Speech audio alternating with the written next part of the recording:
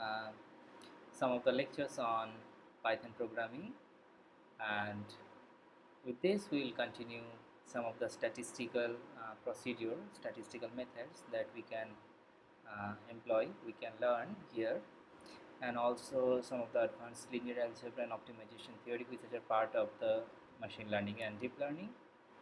So first we'll be having some more sessions on Python, some more hands-on on this particular topic. So in the last lecture of the class 0, we have seen that how to program hello world in Python, and it's amazing and so easy for any user who have no experience to do program with Python. So here we will see that some of the more data type in Python. So let us start. So first open your Jupyter notebook. So go to your Anaconda navigator and launch from here. Then pop-up will come, and you'll see your folders over here. As you can see here, in your desktop or somewhere you have created your folder. Open this and create one new Python 3 programming. So today we will see some more data types in Python.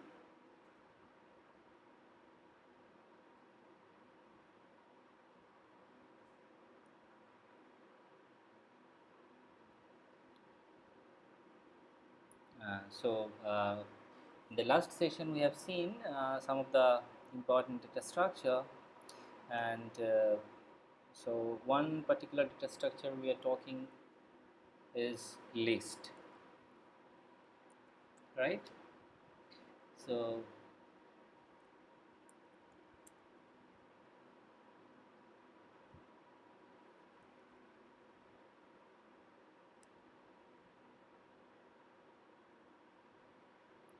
here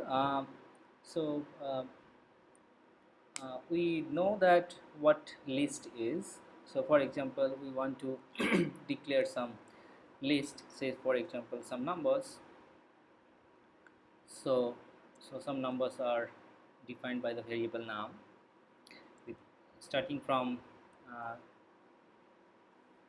with closed bracket or third bracket with some numbers, say for example 2, 6, 2, 2, 2, 4, then 8, then 16 and 32 are some numbers. And so you want to print this number, we can put just underscore. Some error is there, better to print this. Okay, so number, so we can see that's what's the data type. So to check that, you need to type and then the variable name, it's a list. So to access the element to access the first element of this particular list, you need to write the the list name, and it counts or it starts from the position 0. For particularly to call your first element, you need to declare its position 0. So it's 2, and there are 1, 2, 3, 4, 5 elements. So basically if you write num 4, that's the basically fifth element, and it is 32. There is one alternative method to access the last element. Say for example, if you write num -1, it will access the last element first. If you write -2, it will access your second last number. So likewise, you can access the element of a list. So now a question I can give you. So what's the difference? What is the difference between list and string in Python? So one difference is that strings strings are sequence of individual characters, whereas list are uh, sequence of variables or characters, say, or sequence of strings, maybe different numbers, which are immutable, whereas lists are mutable. So basically strings are immutable and lists are mutable. So you can prepare a number of differences over here. So now we'll do a special operation called concatenation. Concatenation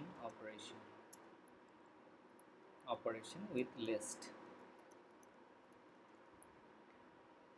Say we declare, or we already declare one list num, and another variable, say for example, um,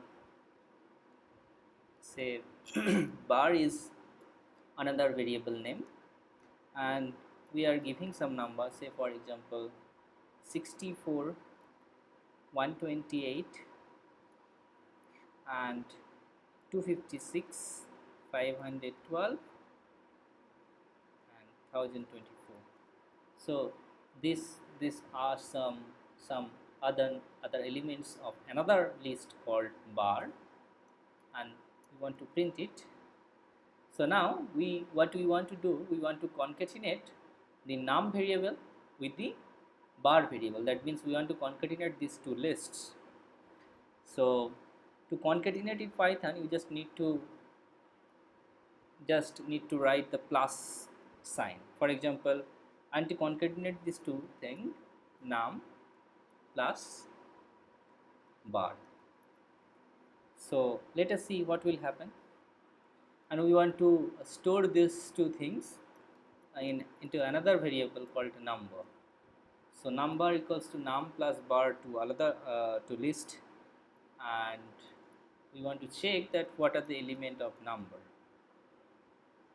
So we can see that the entire element of these two lists are concatenated. 2, 4, 8, 16, 32 was the element of your first list, and 64 to 1024 was the element of your second list, and these two have been concatenated.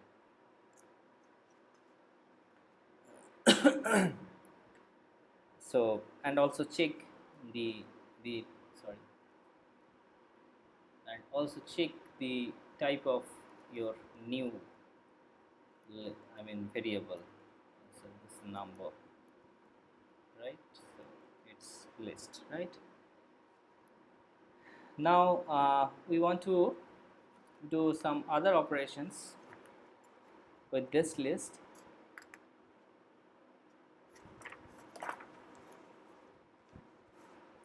We want to reverse the order of the elements in that particular variable. So what we are doing, to do reverse operation, you just need to write number was your variable, and you are just making reverse. You need to call the function reverse, first function, and put it into the reverse variable is another variable.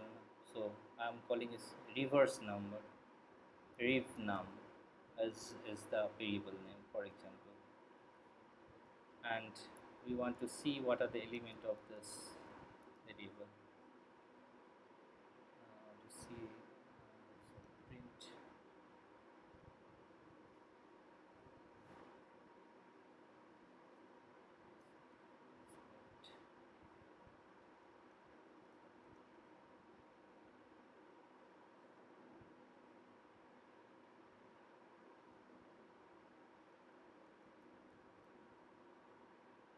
why it's not coming. REVS reverse. So print reverse variable, print reverse. Reverse is not defined. I've run it. None. No element is there. So some error is there. So we have number insert the number, and if you want to write number dot reverse, reverse, reverse, so it should give the printout of the reverse number, right? Now we want to write number. Okay, so you can check if you write the number dot reverse function, and within the same variable you can see that the numbers have already reversed. Now let us do some sorting operations, right? Okay, before that we also have seen some other data structure called tuple, right? So tuple is a special data structure that I already told in the last lecture. So tuples are immutable sequences, typically to store the heterogeneous data. Okay, and so it stores heterogeneous data, or it represents heterogeneous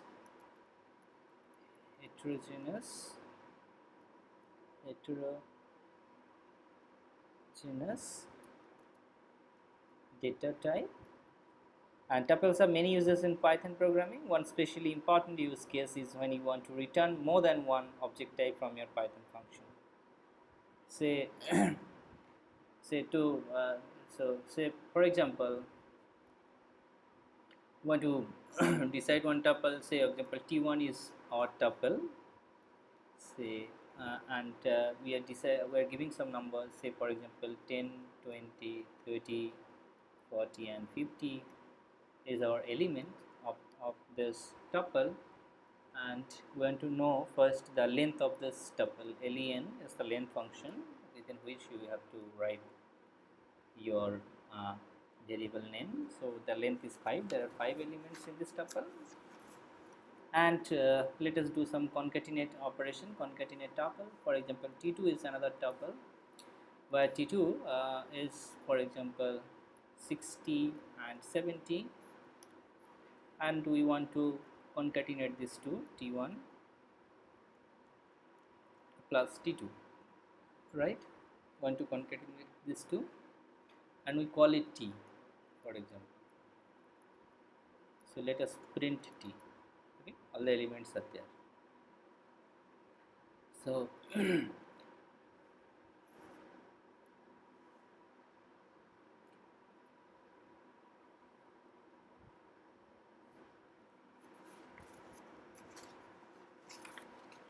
so check the data type t. So it's a tuple, right? And okay, so another data type is called range data type. So ranges are immutable sequence of integers, and they are commonly used for loops. For example, for loop. Okay, say for example we type range 0 to 5, 0, 5, or say for us very simply 0, only 5, range 5. So range 0 to 5, and list range, say for example 10. So let us check. So 1 to 9 started from 0, and to the 10th position the number is 9. So you can print the range of numbers. And let us do something interesting. Say for example list within which range say for example 20 to 25 with increment of 0.1. Okay, print this number. So float number cannot be interpreted as an integer, right? So obviously range only print the integer number. So you can increment, say for example 20 to 40 with increment of 2. Now you can see 20 to 38 you can print over here, right? So you cannot print float number as the part of your range function.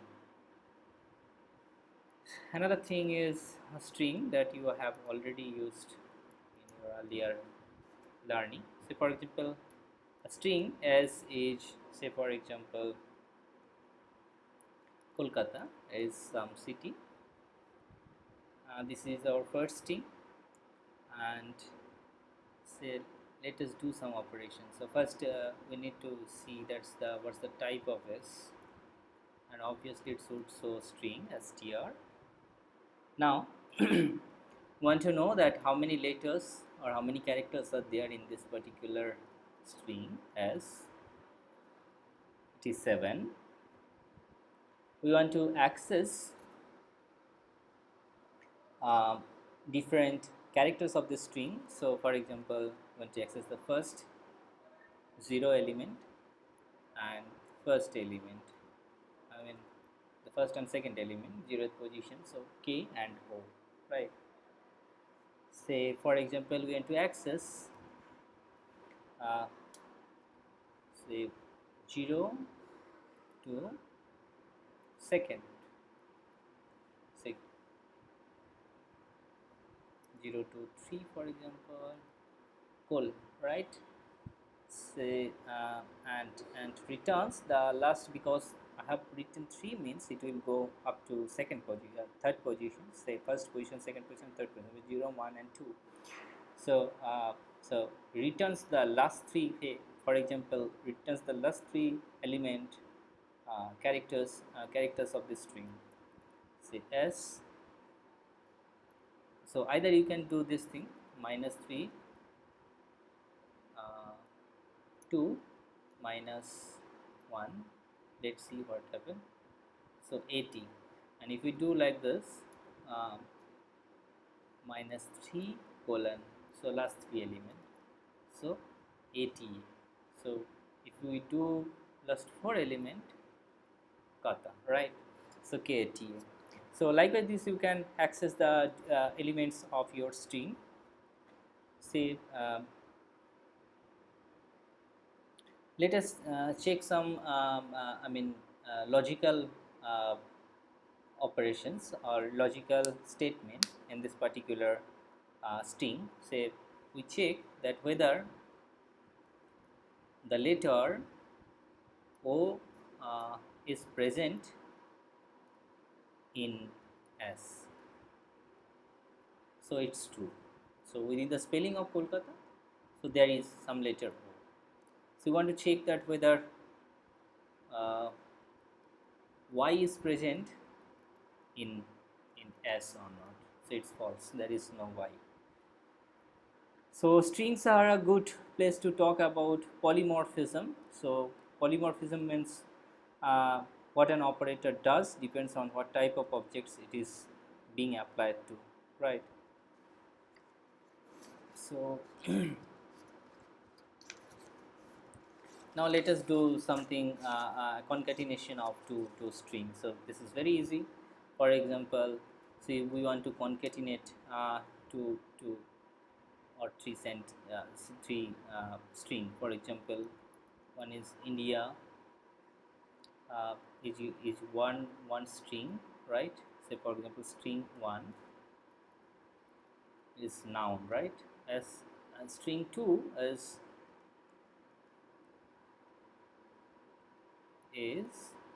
string 3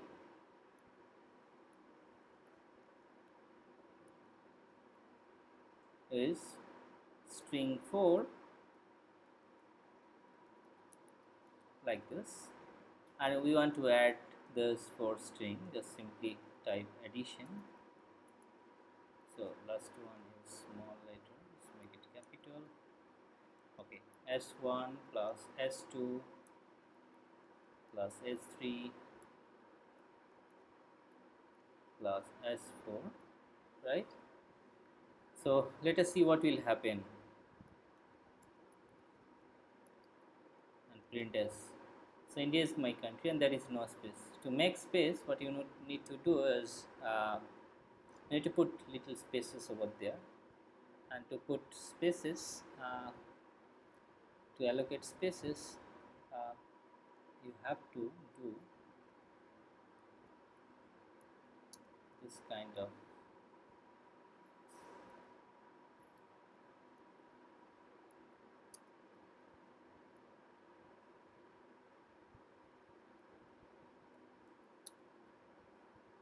now print it. India is my country. So you are allocating some spaces between among your strings, right? Now let us uh, do some other operations like other data type called set.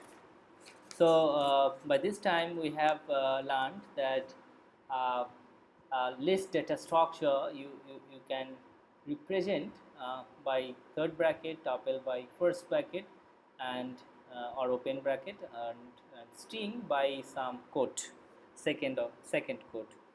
So, sets are unordered collection of distinct haseable objects. Haseable in practice, what that means is you can use sets for immutable objects like numbers and strings, but for mutable objects like lists and dictionaries. One of the key ideas about sets is that they cannot be indexed. So there are two types of sets. One type of set is called a set, it just called a set, and the other type of set is called frozen set. Frozen sets are not mutable. Say, say for example, in the set data structure, say we are having some empty set, right? Say empty equals to set function with the bracket, no element is there, say print empty, so only set function, and the type of empty is set. Okay, so for example, say some values, okay, set 1 is some integer equals to set within bracket. Now I am giving some elements, say for example 1 2 3, and these are the same type of data you have to declare within the set function. And now what is the length of this set 1? Check it, 6. So I want to add a new element to this set. So to add a new element, you need to write that your first variable name set 1 dot add new element you want to add, and say for example it is some 9. Now check your set 1, what are the elements? So 1 2 3 4 5 6 7 and 9, one element is added to your set.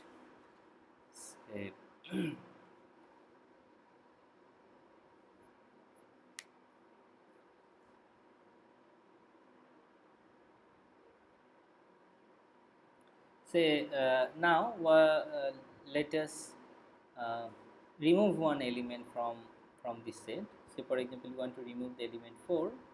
To do that we have to write set 1 dot pop is another function, and we want to eliminate some element from this set. Say for example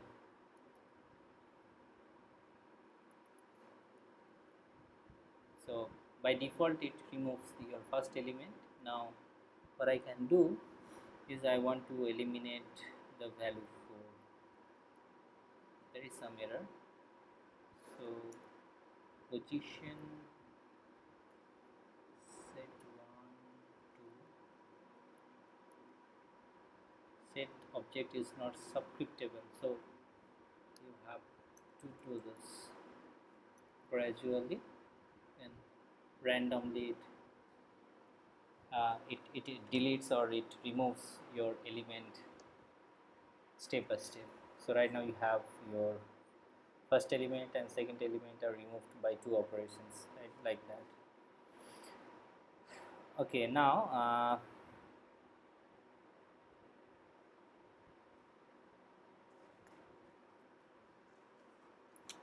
we have dictionaries and dictionary is another type of data, and class and objects are other type of data structure you can have. But yeah, that you can we can see in some later classes when it is necessary. So thank you for watching this uh, this short class, or the class 1 on data type. So we basically have learned list, then after list we have learned tuples, right? So tuples are your immutable, and it represents your heterogeneous data. And also we have seen some string data structure, right? So basically we have seen string data structure. Then also we have seen uh, different operations: concatenation, remove of an element, addition of an element, something like that. And also we did set is some data structure.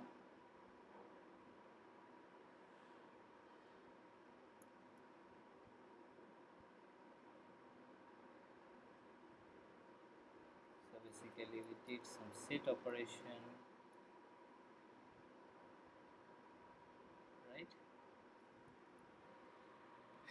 So next class we'll see some other data structure, and we'll gradually move toward uh, different libraries from the next class onwards, that how we can operate uh, array and matrices and their computations. So thanks for watching this lecture.